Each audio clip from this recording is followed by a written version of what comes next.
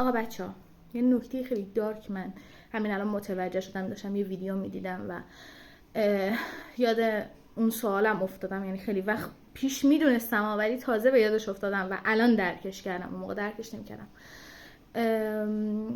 دقت کردیم پدر بزرگ مادر بزرگامون یه نفر که فوت میکنه جز اولین نفران میرن سر خاکش، کمک میکنن تو برگزاری مراسمش، تا 40 یا حتی گاهی دیدم بیشتر میمونن به خانواده طرف کمک میکنن.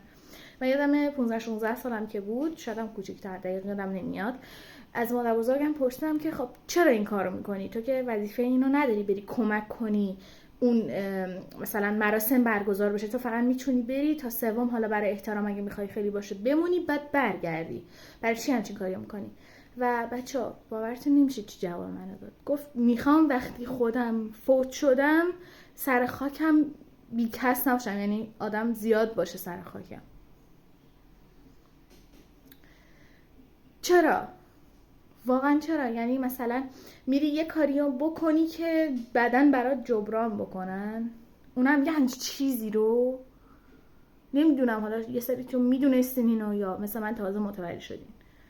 شاید هم از نظر خیلیاتون چیز عادی باشه یا شاید مثل من براتون عجیب غریب باشه، نمیدونم. خواستم اینو باهاتون به اشتراک بذارم و بپرسم که برای شما هم اینجوریه، عجیبه براتون؟ من واقعا درک نمی‌کنم این چیزا رو، یه سری چیزا رو اصلا درک نمی‌کنم. چرا باید بری برای یه نفر یه کاری انجام بدی، اونم راجع به فوتش، که پس فردا که اگه خودت یه وقت فوت شدی بیان سر خاکت که تنها نباشی؟